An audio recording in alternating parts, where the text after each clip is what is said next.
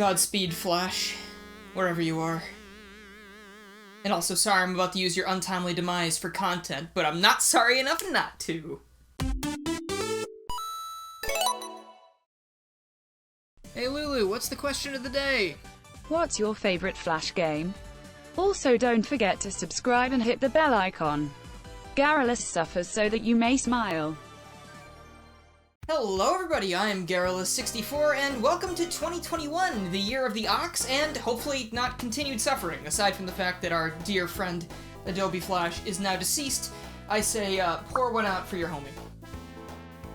But don't you fret about that, because thanks to the wonderful people on the internet, tons of Flash games have been archived and are still playable, thanks to things like the Newgrounds player that lets you play SWF files right from the comfort of your computer, or something like Blue Maxima's Flashpoint, which not only continues the Flash references from the beginning of the video, which I appreciate a great deal, but it also collects 70,000 different Flash games, and I think it's at over 8,000 different Flash animations into a package that I think they are still updating.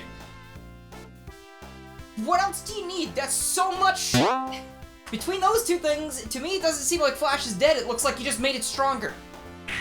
But you're not here for any old Flash games, right? You're here for the blue guy.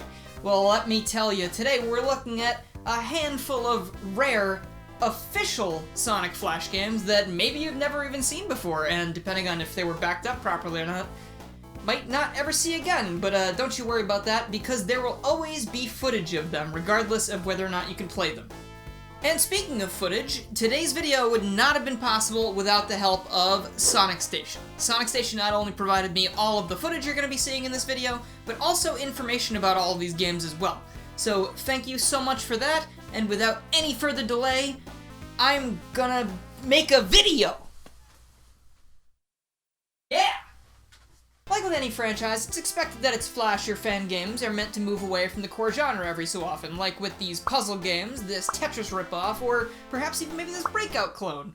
But, you know, platforming is what we're most used to with the Sonic series, and that is why we're going to be looking at Sonic Chronicles the Flash game first. That's called Misdirection. I bet none of you saw that coming. I promised you Sonic Chronicles, and here it is. Or, I guess, maybe it's just a slightly more watered-down version of it, but, I mean, dang, man, how do you, like, water down something that's already so watered down? It's like watering down water. If I just showed you footage of this without telling you what it was, I'm willing to bet at least a couple of you would have thought it was just the real game, except some kind of, like, modified version of it.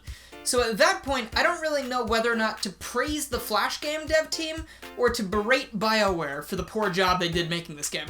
Sonic Chronicles Flash was made to promote the upcoming Sonic Chronicles DS game, because, I mean, what else do you think they would use it for? Like, what would be the purpose of this? All you do is walk around, and you talk to NPCs that don't talk back to you. Sort of feels like going out into the real world. It's just a bunch of undecipherable garbage.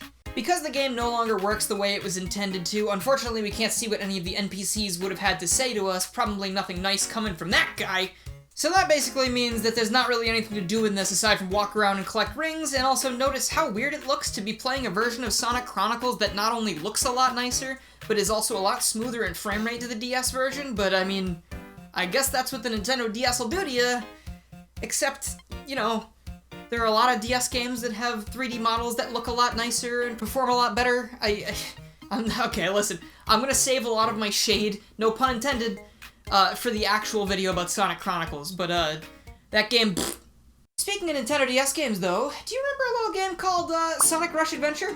Now, what would you say that the best part of Sonic Rush Adventure was? Because if you said the sailing sections, I think you are wrong, and you can't convince me otherwise of that, but hey, they made a Flash game for you, isn't that cool?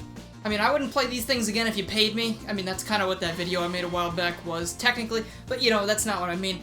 At least they recreated the best vehicle section from the game with the jet ski. All you're doing is going through this little waterway, and then, like, swiping different patterns with your mouse to do tricks and stuff, and you gotta get Sonic to the end of the course without getting him killed. But, you know, sometimes things don't work out the way you planned.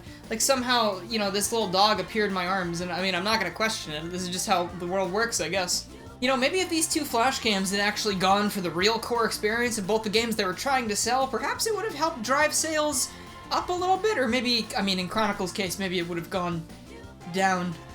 And with that in mind, let's look at a Shadow the Hedgehog Flash game that actually does sort of resemble the real product. I know it's no 3D platformer or anything like that, but it at least sort of captures the awkward control style of the original game, and perhaps even makes it worse. Kudos on that. See that? The spirit is captured perfectly. Give me 15 copies. As Shadow, you're looking to prove that you're the most ambivalent life form on planet Earth by taking out aliens and gun troops alike on your way to the goal. Or you just die trying, and believe me, you will die according to this footage. It does not look like this game was very fun to play, and I'm very sorry that you had to play it for us, Sonic Station, but I appreciate it still nonetheless. And besides, Shadow doesn't stay dead for very long. He kind of like just resurrects all Castlevania Dracula style because he's got unfinished business. Just like you better hope that there's not like a Belmont around or something, or you're toast, bud. In all seriousness though, I do want to give this one a little bit of props at least, because it at least feels more like Shadow the Hedgehog than the other ones did for their respective games. I mean, even Shadow's impressive arsenal of weapons appears here. And I mean, you know, sure they mapped the shoot button to the up key on your keyboard. I mean, what's up with that? You tried at least. I'm gonna give you a you tried medal. It's the one with the Comic Sans on it, because that's, I think, at least what you deserve for this one. Ugh, alright, and here I thought I was done with this series, but guys, I found the long-lost Sonic Rivals 3! Isn't that crazy? I know this is, okay, this came up before the original Rivals, probably. It was probably made to promote it or whatever, but I don't have any other jokes, I'm not funny, and I don't know what you expected of me. This is a very hard video to write, because these games last for all of like 15 seconds before they get boring. Unlike the usual 2.5D of the Sonic Rivals games on PSP, I don't know if there's a rhyme in there or something, I said that, it sounded cool. This one opts for a more 2D styled gameplay, and it almost gives off like a sort of Sonic Runners-y vibe, but, you know, like obviously way before that came out. This Flash game also has a multiplayer mode, which means this is actually the easiest Rivals game to play multiplayer with, because if you're anything like me, I have met literally one other person living currently in this day and age that owned a PSP back when these things were out. It's not like I didn't have friends that liked video games, it's just no one cared about this. And I don't know why I did. And even more than that, that other person didn't even have Sonic Rivals, and neither did I. Like, I didn't pick that game up until a couple years ago. Until then, I was literally only using this to play PlayStation Classics and Mega Man Powered Up, because this is a baller game. Play this game. It is a crime that we didn't get more of these. Now, I would love to segue you into this part with music that actually fits what we're about to talk about, but coincidentally, Gotta Go Fast is also the speed at which copyright claims roll in when you play this song on a video. Yeah, so anyway, here's Wonderworld. These two games here were the only things on this list that I'd seen prior to making this video, and when I played them way back when, I thought they were just poorly made fan games. But it turns out, these are officially made games by 4Kids Entertainment to promote Sonic X. And I'm just sitting here thinking, like, maybe if they had put as much effort into making these games as they did censoring the original properties they had for their shows, maybe the games wouldn't be abysmal to play. I don't know. I don't know how to step any toes or anything. Don't get me wrong, I like a lot of early 4Kids shows, but if you watch the original versions, it's like, damn, what did these guys do to these shows? I mean, look at Brock. That's not a jelly donut. What are you talking about? Sonic XS and Shadow XS are platformers. As you can see, there's really no shortage of platforms there, and you can't forget about Sonic and Shadow's signature ring throwing ability. It's A+ use of series lore right there, guys. I should probably mention also that the visuals, you know, they kind of look like primo App Store shovelware. But the reason behind that is that it's actually a reference to one of the episodes of Sonic X itself, which Sonic Station filled me in on. But, you know, if I didn't know that, which I didn't when I first saw the footage, I would just think that, like, I don't know, someone who didn't know what they were doing drew all this, like me, like I drew these. And I mean, I draw Sonic like that, so like, you know, compared between the two, like, you can choose which one you think is better. I mean, you don't need to say it's mine, but like, if you say mine's bad, I might get really sad, and I don't think most of you want to see that, right?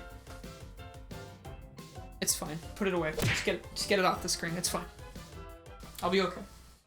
Overall, there's a lot more of these that I just don't really have any thoughts about, aside from, like, very surface-level things. Like, I see this Sonic and the Secret Rings maze game, and I go, ooh, that looks like it controls terribly. Or this Sonic Nike crossover thing where you're just running and getting a high score, and it's like, okay, cool, it's basically the dinosaur game, but with Sonic, which I believe I saw a video about on the internet at least once.